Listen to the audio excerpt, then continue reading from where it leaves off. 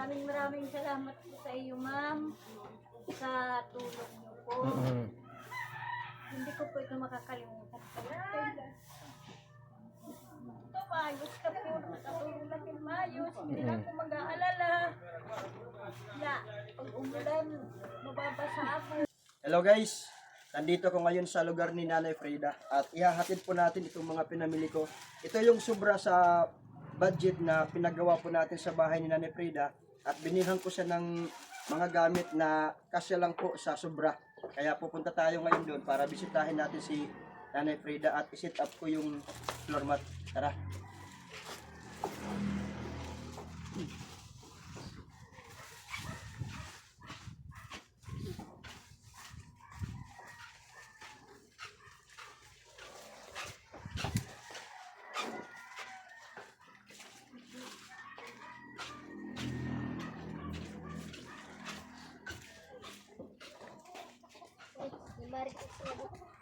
Andiyan si Nanay Frida.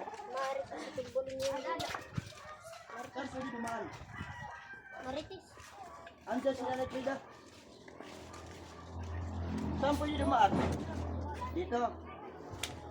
Tayo na daan. Ay, naisi. Hirap ng daanan dito.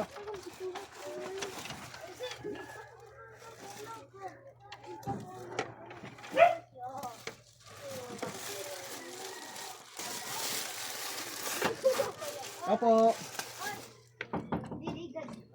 Opay. Opo. Tingnan nyo guys, pasok ka dito. Nakalagay dito, walang tao. Sabi dito, waray tao. Ba't may nakalagay dito na waray tao pero nandyan ka sa loob? Hoy. Opo. Ayaw mo nang magbukas ng pinto ah. Porque maayos na yung bahay mo, Nay. Nilagyan niya dito ng ng harang sa baba. Nilagyan niya.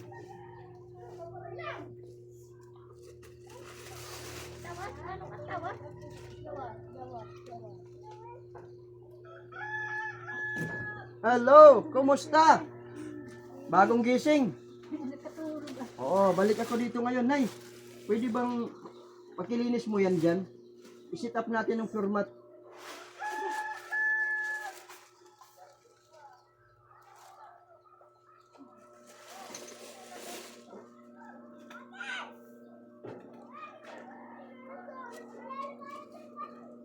Nay, Nay Frida, kaya mo bang ikaw na mag-set up ng floor mat?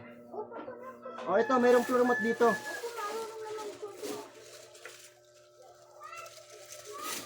So, nagbili ako ng floor mat.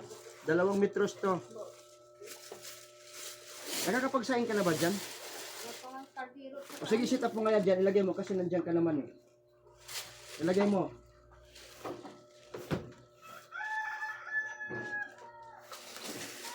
Sige, ilagay mo. Tanggalin mo muna yung mga gamit mo sa ibabaw. Tanggalin mo. Kahit hindi umabot doon, basta dito mayroon. Oo, sige. Tanggalin mo muna yung ano dyan. Yan yung nasa harap yan. Tanggalin mo.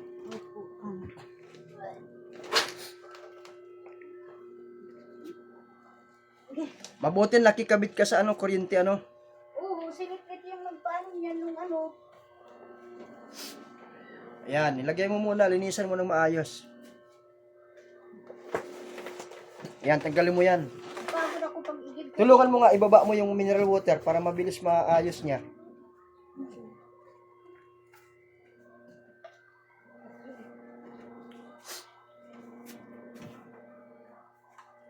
Hindi kasi ako makatulog kagabi kasi. Ba't di ka makatulog ni Frida? Nag-iisip ka ba na magkaasawa ka na? Hindi po. Ha? Hindi po. Pwede ka na mag-asawa kasi mag-ayos na yung bahay mo. Maingay kasi diyan kasi hindi inuman. Sige na, ito, ayusin mo na.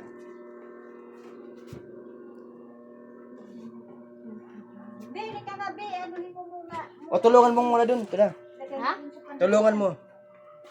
Para maayos ang kanyang higaan. At maibigay ko tong unan. Ito muna na, dito muna, ilatag mo muna, tanggalin mo yung yun sa ilalim mo yan. Tanggalin mo muna yan. Dapat tinatapon na yan kasi marumi, maitim na. Lalaban lang ito, sir. Lalaban mo lang. Tulungan mo nga, ano mo yung floor mat. Sayang din yan eh. Tatag, bigay ni Litlit. Bigay yan sa'yo.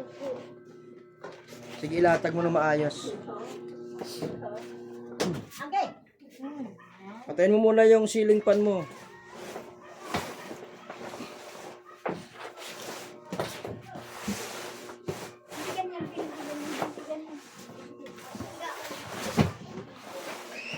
Ganyan. Kulang 2 metros. Ilagay mo dyan, yan, dito. Tapos putulin na lang yan, sige. Ganyan. Sige, tupi mo sa ilalim, patupi. Yan, tupiin mo. Di maayos na yung higaan mo. 3 metros pa lang siguro yung kasya dyan. Iniyak ata. Ano ito? Baka mag-inis. Ano?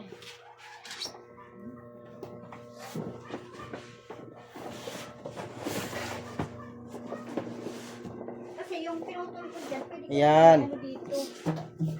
Kasi putulin mo na lang yan. Sige, ayusin mo. Yung putol, pwede mo nalagay dun sa dulo. Ayan na. Maganda na higaan mo. Yan, sige, ganyan na. Tama na yan, Nay Frida. Yan. At meron akong ibibigay sa'yo dito na kaldero. Sige, ayos na yan. Ayan, tamang-tama na yan. Ayan. Yung putol niyan, ilagay mo dun sa dulo. Oo. Dito mo siya. Ayos na. At meron akong ibibigay sa'yo dito. Kailangan mo ng kumot, di ba? Kailangan kulambo. Ito, hindi na ako papasok dyan. Binalhan natin si Nanay Frida ng ito. Ano ito tawag ito? Kulambo. Kulambo, kasi nalilito ako sa kulambo. Nalilito ako sa kulambo at saka sa kumot sa Tagalog. Ang alam ko kasi nito sa waray-waray, musketero. Pero sa Tagalog, minsan nalilito ako. Hindi ko, lagyan mo lang ng tali ng istro ha. Ito yung kulambo. Yan. Kulambo, kumot. Ano kumot? Oo, sorry. Waray-waray tayo, waray-waray. Oo, nalilito ako yun, dalawa. At ito naman, kaldero. So, bumili ako ng kaldero kasi hindi naman kailangan ng malaki. Kasi mag-isa ka lang naman. O, yan. Ang kulang na lang sa'yo, asawa. Ha? Kailangan ko kasi. 2 asawa, huwag ka magdalawa dyan. Hindi mo kaya yan. O, ito. Huwag ka ng bagong unan. Yan. Ito pa. So ito yung ito yung natira sa pera. Kasi ito guys, yung ginawa po naming bahay. So bali, hindi po natin maiwasan na magkaroon po ng kulang, lalong-lalo na po sa kukulamber. Dahil lahat po ng ginamit po namin ditong kahoy, lahat po is kukulamber. Kaya minsan, kung nagkakaroon ng kulang na kukulamber, kailangan po namin bumili ng dagdag para makumpleto yung mga kailangan dito. So yun po. So dahil may sobra, ito po yung pinamili po namin para kay Nanay Frida. At ngayong araw lang po ako nakabalik dito para maibigay sa kanya yung ibang tulong.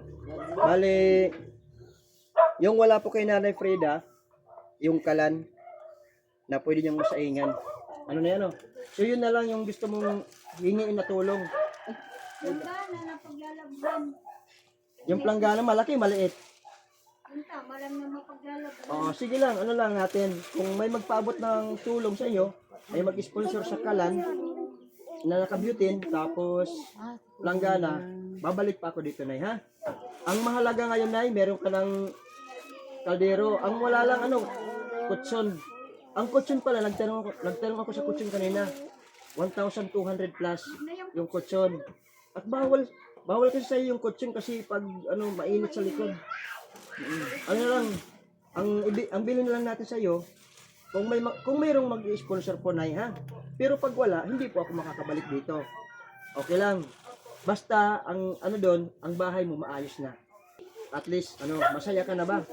Masaya mo sa Oo, so papasalamat tayo sa sponsor na tumulong sa inyo na mapagawan yung bahay mo at nagbigay po siya ng ito yung sobra sa budget, yung paggawa ng bahay, yung sobra, yun po yung pinamili po natin.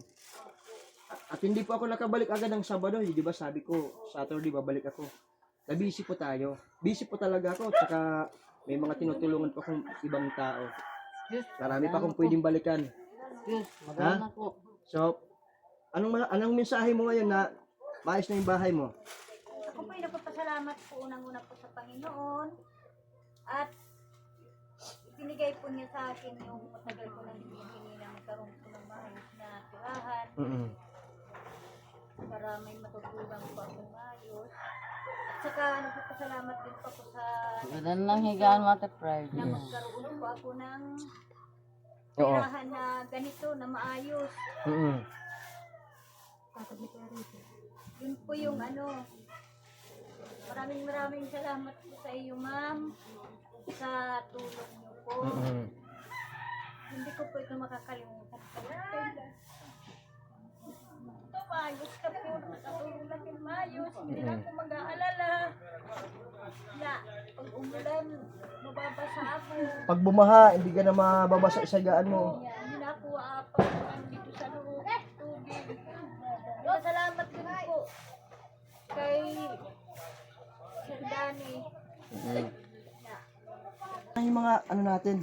So, okay guys, at salamat sa Diyos dahil naging maayos ng kanyang bahay. At salamat po ma'am sa pagpapaabot mo po ng tulong. At ngayong araw na to sa pagbalik ko, naibigay ko na po yung ibang mga kulang na pangangailangan po niya. So, God bless po ma'am. At naway marami pang matulungan ng mga kagaya po nila na mas higit pang nangailangan dito sa Pilipinas. Dito sa Leyte. So, maraming salamat.